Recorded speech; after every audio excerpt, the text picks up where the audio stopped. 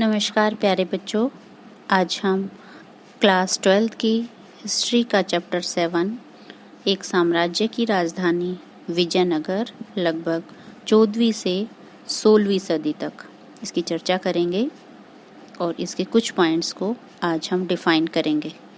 विजयनगर विजय का शहर, एक शहर और एक साम्राज्य, दोनों ही नाम उपयुक्त थे इस साम्राज्य के लिए।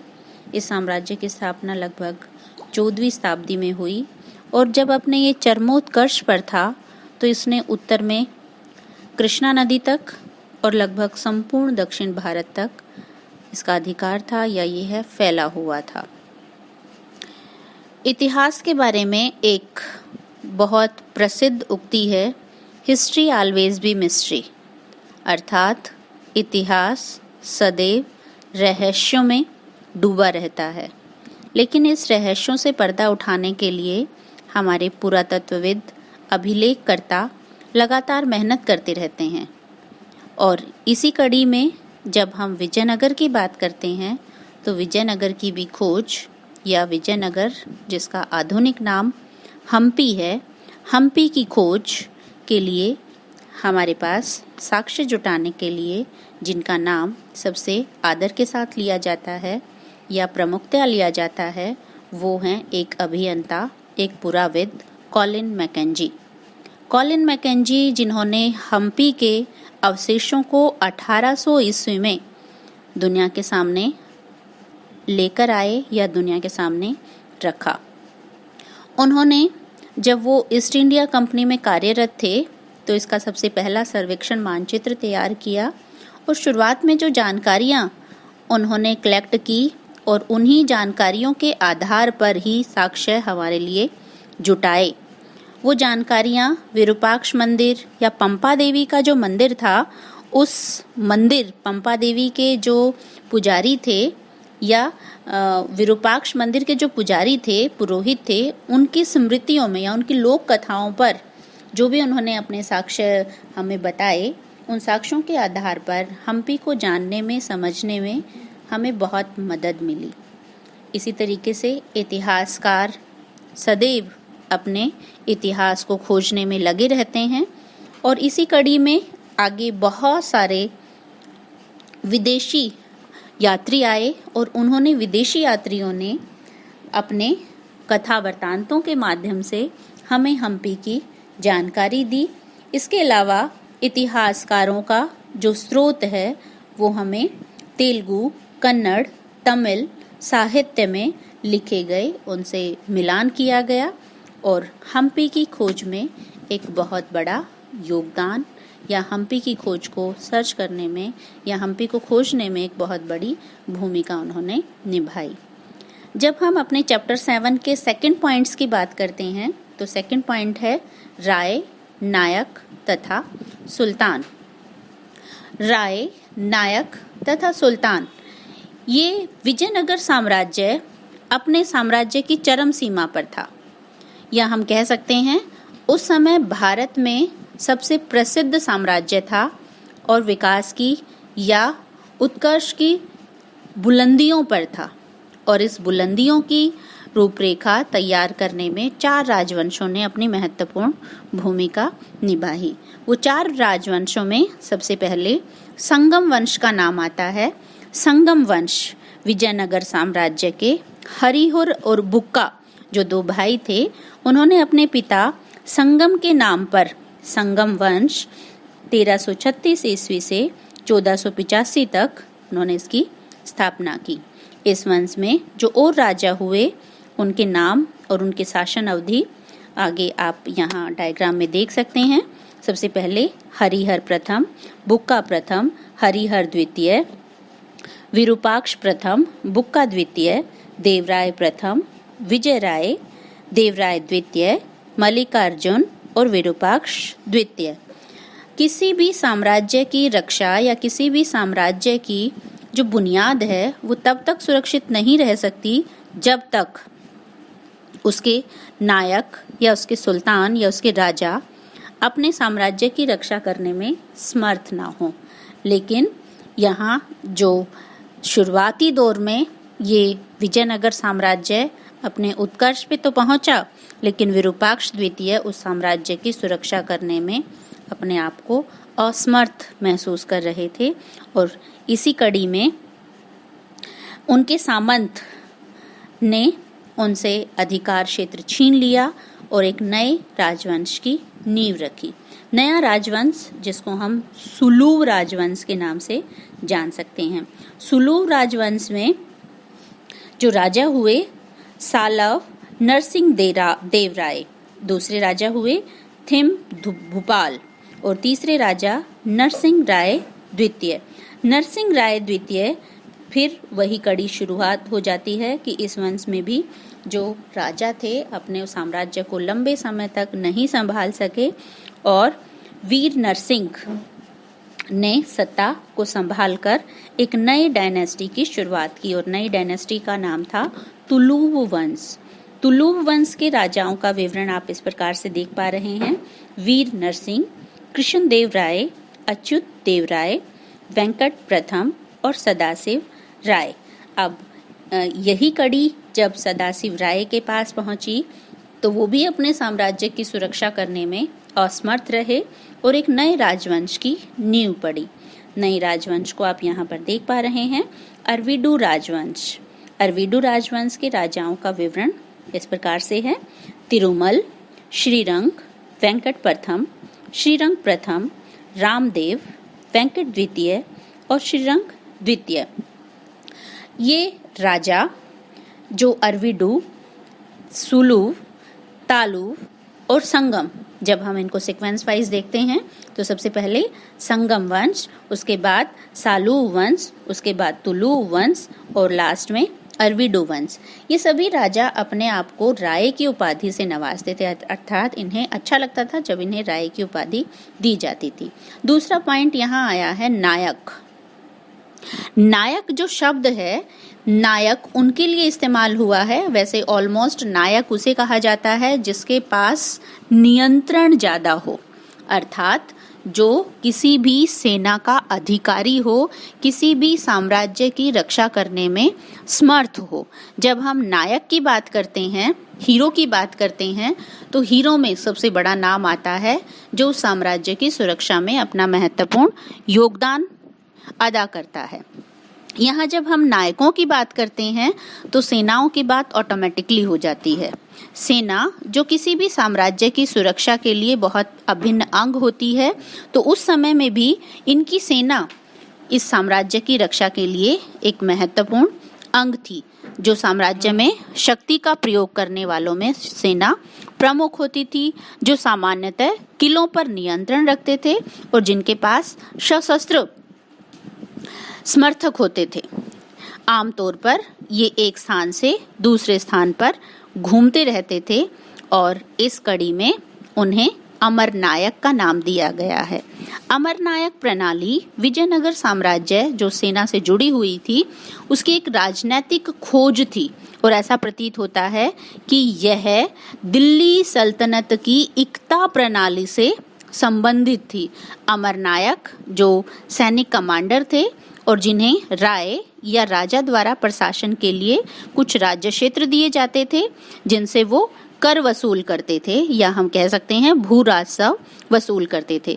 तो उस भू राजस्व का प्रयोग वो अपने हाथियों के लिए, घोड़ों के लिए या अन्य निर्धारित दल के रख रखाव के लिए अपने पास रख लेते थे, अर्थात उस पैसे का प्रयोग वो इनके लिए करते थे, रख रखाव के लिए। किसी भी साम्राज्य की राजधानी उसको बनाया जाता है जहां तमाम तरह की सुविधाएं हों।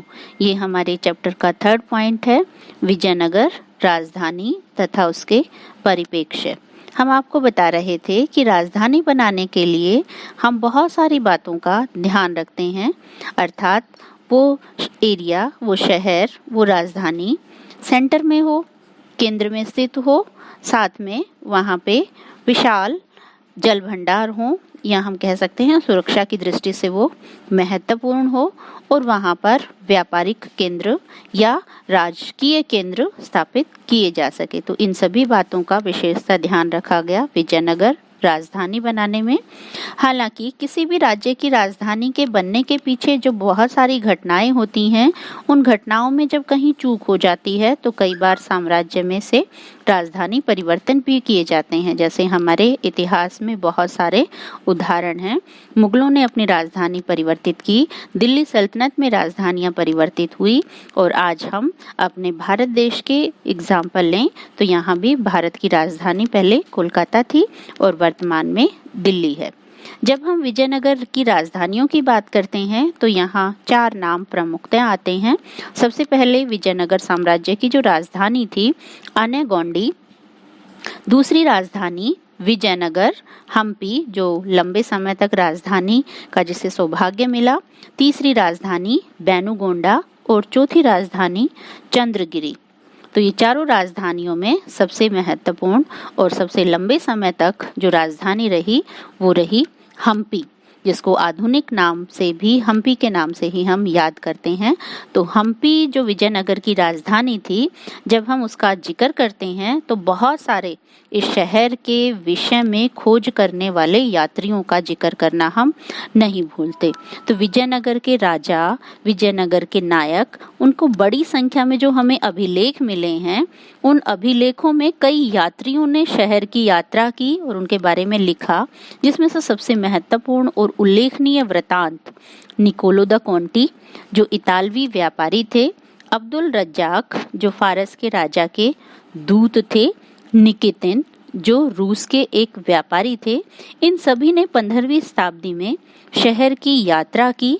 और इसके अलावा बारबोसा, डोमिंगो बेस, पुर्तगाल का जो फर्नावो नुनीस, इन सभी ने 16वीं शताब्दी में जो यहाँ आए और इस शहर के बारे में देखकर, समझकर और अपनी जानकारी हमारे साथ शेयर की। इन्होंने बताया शहर के बारे में कि हम्पी जो है, यहाँ आप देख पा रहे हैं, हम्पी केंद्रीय भाग में स्थित है। और यहाँ सबसे महत्वपूर्ण बात ये है कि जल संपदा, जो हमारा इस 3rd पॉइंट का 1 पार्ट है, जल संपदा, अर्थात यहाँ पर जो इसकी शोभा बढ़ाने में महत्वपूर्ण भूमिका अदा करती है वो है तुंगभद्रा नदी। तुंगभद्रा नदी उत्तर पूर्व दिशा में बहती है विजयनगर साम्राज्य में और यहाँ हम्पी में, उस शहर में। और तुंगभद्रा नदी द्वारा यहाँ पर एक प्राकृतिक बेसिन तैयार किया गया है। आप चित्र में देख पा रहे हैं प्राकृतिक बेसिन। प्राकृतिक बेसिन के साथ साथ इसकी एक महत्वपूर्ण विशेषता ये है, जो शहर के चारों ओर करधनी का निर्माण करती है, या हम कह सकते हैं कि शहर की सुंदरता को बढ़ाने का काम करती है, वो है इस कुंड के चारों तरफ रमणीय ग्रेनाइट की पहाड़ियाँ, जो इस शहर की सुंदरता को और बढ़ाती हैं। इसके अलावा जब उन्होंने शहर का जिक्र किया है तो शहर में कुछ और पॉइंट्स उन्होंने ऑब्जर्व किए और अपने लेखों में उनका जिक्र किया। दूसरा पॉइंट है हमारा 3.2 किलेबंदियां तथा सड़कें। किलेबंदियां और सड़कें, यहाँ पर आप एनसीईआरटी की पुस्तक का जो पेज 177 या चित्र 7.5 यहाँ पर देख रहे हैं, राजकीय केंद्र की ओर जाती हुई एक कृत्रिम जल प्रणाली या किलेबंदी। किलेबंदी के बारे में जब भी हम जिक्र करते हैं तो किलेबंदी के बारे में जो एक यात्री आए अब्दुल रज्जाक, जिन्होंने फारस के शासक के द्वारा जो राजदूत के रूप में भेजे गए थे यहाँ पे, वो किलेबंदी से बहुत प्रभावित हुए और उस किलेबंदी के बारे में उन्होंने अपनी पुस्तक में विशेष तौर पर स्पष्ट किया और उसके बारे में स्पष्ट करते हुए लिखा कि ये किलेबंदी, जिसमें दीवारों पर जब वो नजर डालते हैं तो दीवारों से उसको घेरा गया था, अर्थात उस किले को घेरा गया था और दुर्गों की 7 पंक्तियों का उन्होंने उल्लेख किया है। और इसे न केवल शहर के बल्कि कृषि में उपयुक्त आसपास के क्षेत्र तथा जंगलों को भी घेरा गया था। और ये दीवार शहर के चारों ओर बनी हुई पहाड़ियों को आपस में जोड़ती थी, अर्थात ये किलेबंदी इतनी मजबूत थी और इस किलेबंदी के अंदर ही कृषि क्षेत्रों को भी किलेबद्ध किया गया था, अर्थात विशाल अन्नागारों का निर्माण किया गया था किलेबंदी के अंदर ही। और इस किलेबंदी को जब हम प्रवेश द्वार की बात करते हैं या दुर्ग में प्रवेश करने के लिए बहुत अच्छी तरह से सुरक्षित और प्रवेश द्वार थे जो शहर को मुख्य सड़कों से जोड़ने का काम करते थे। ये प्रवेश द्वार, जब हम इनकी चित्रकारी की बात करते हैं तो चित्रकारी में या स्थापत्य कला में, इन स्थापत्य परंपराओं में इंडो इस्लामिक अर्थात हिंदू इस्लामिक परंपराओं का जिक्र हम पाते हैं, या हम कह सकते हैं कि स्थापत्य कला में इस शैली का विशेष योगदान रहा है। अगला हमारा, जब हम सड़कों की जिक्र करते हैं या सड़कों की चर्चा करते हैं तो पुरातत्वविदों ने या इतिहासकारों ने शहर के अंदर की और वहां से बाहर जाने वाली सड़कों का अध्ययन किया है। और ये सड़कें जो थी ये प्रवेश द्वारों से आगे बढ़ती हुई और शहर में एंट्री करती थी, जिसके दोनों ओर बाजार थे। हमारा अगला पॉइंट जो इस चैप्टर का 3.3 पार्ट है, 3.3 पार्ट है, शहरी केंद्र। जब हम शहरी केंद्र की बात करते हैं तो शहरी केंद्र का मतलब है कि शहर का एक सेंटर पॉइंट, वहां से जो हमें अवशेष मिले हैं या पुरातत्वविदों ने जो वहां से अवशेष प्राप्त किए हैं, उन अवशेषों में पुर्तगाली यात्री बारबोसा का नाम आता है। और उन्होंने वहां के आवासों का जिक्र करते हुए कहा है कि वहां के लोगों के आवास छप्पर के थे और लंबी गलियां थी। लंबी गलियां संभवतः व्यवसाय के आधार पर सुरक्षित थी या व्यवसाय के आधार पर उन गलियों का निर्माण किया गया था। वहाँ के जो अवशेष मिले हैं उनमें चीनी मिट्टी के बर्तनों के टुकड़े आप यहाँ देख पा रहे हैं। चीनी मिट्टी के बर्तनों के जो टुकड़े हैं वो दर्शाते थे कि वहाँ के लोग संभ्रांत थे। अगला पॉइंट हमारा जो हमारे चैप्टर से जुड़ा हुआ है, राजकीय केंद्र। राजकीय केंद्र बस्ती के दक्षिणी पश्चिमी भाग में स्थित था। इसे राजकीय केंद्र की संज्ञा क्यों दी गई है? क्योंकि ये शहर का एक केंद्र बिंदु था। केंद्र बिंदु का मतलब क्या है कि यहाँ पे मंदिरों और संप्रदायों को प्राथमिकता दी गई है, अर्थात बहुत सारे मंदिर थे। यहाँ पर बहुत सारे मंदिरों का हम समुच्चय पाते हैं। इसमें लगभग 60 से भी ज्यादा 60, हम अपने पॉइंट्स को दोबारा हाईलाइट कर रहे हैं, 60 से भी ज्यादा मंदिर सम्मिलित थे और अलग अलग देवी देवताओं को जो समर्पित थे। ये मंदिर, जिसमें से सबसे प्रमुख नाम आता है महानवमी डब्बा और हजारा मंदिर, कमल महल। जब हम इन सभी संरचनाओं का जिक्र करते हैं तो सबसे पहला हमारा नाम है महानवमी डिब्बा। देखने पे एक साधारण मंच प्रतीत होता है महानवमी डिब्बा, लेकिन वास्तव में वो एक विशालकाय मंच है जो लगभग 11,000 वर्ग फीट के आधार से 40 फीट की ऊंचाई तक जाता है। ऐसे साक्ष्य मिले हुए हैं हमें कि इस पर एक लकड़ी की संरचना बनी हुई थी और इस मंच का जो आधार है वो उभारदार उत्कीर्ण से भरा हुआ था। संभवतः यहाँ अनुष्ठान होते थे और अनुष्ठान सितंबर अक्टूबर के शरद मासों में मनाए जाते थे। जैसे आज के समय में 10 दिनों के हिंदू त्योहार होते हैं। दशहरा, जैसे आज हम उन दशहरा के जो 9 दिन होते हैं उन्हें बंगाल में अगर देखते हैं तो दुर्गा पूजा के नाम से याद किए जाते हैं और उत्तर भारत में नवमी के नाम से जाने जाते हैं, जिनमें आप और हम व्रत करते हैं, दुर्गा के प्रतीक हैं जो। और उन महानवमी अर्थात वही 9 दिन यहाँ पर अनुष्ठान होते थे और उसी वजह से इस प्रमुख मंच का नाम महानवमी डिब्बा रखा गया है। अर्थात यहाँ पे जो अवशेष मिले हैं उन अवशेषों के आधार पर हम अंदाजा लगा सकते हैं कि यहाँ पे जो भी अनुष्ठान होते थे वो पूरे 9 दिन चलते थे और उन 9 दिनों के आधार पर ही इस मंच को महानवमी डिब्बे का नाम दिया गया है। इसके अलावा जब 9वें दिन ये अनुष्ठान खत्म हो जाते थे तो इन अनुष्ठानों में मूर्ति पूजा, अश्व पूजा, भैंसों की पूजा और जानवरों की बलि सम्मिलित थी। और अंतिम में जब समारोह समापन हो जाता था तो इस भव्य समारोह में राजा अपनी सेना का निरीक्षण भी करता था। महानवमी डिब्बा आज भी अपने भले ही टूटे फूटे अवशेषों में हो, लेकिन आज भी हमारी स्मृतियों में बना हुआ है। राजकीय केंद्र में स्थित एक अन्य भवन है जिसको हम कह सकते हैं हजारा मंदिर। हजारा मंदिर का प्रयोग संभवतः राजा अपने लिए प्रयोग करता था। इसमें बाहरी कमरों की छतों के नीचे जो नक्काशी की गई है उसमें हाथी, घोड़ा, नृत्य करती हुई बालाओं का और मार्च करती हुई सेनाओं की टुकड़ियों को दर्शाया गया है और इसके भीतरी हिस्सों में रामायण और हिंदू देवताओं के दृश्य दर्शाए गए हैं। यहाँ खास बात यह है कि महात्मा बुद्ध की प्रतिमा को विष्णु के 9वें अवतार के रूप में दिखाया गया है और इसके नजदीक ही कमल महल मंदिर और जनान खाना आकर्षण के अन्य केंद्र हैं। इस टॉपिक को हम अगली सीरीज में कंटिन्यू करेंगे और अगले पॉइंट्स की चर्चा करेंगे जो हमारे पॉइंट्स रह गए हैं। तो इस सीरीज को देखने के लिए, समझने के लिए धन्यवाद। इसका लिंक डिस्क्रिप्शन में दिया गया है।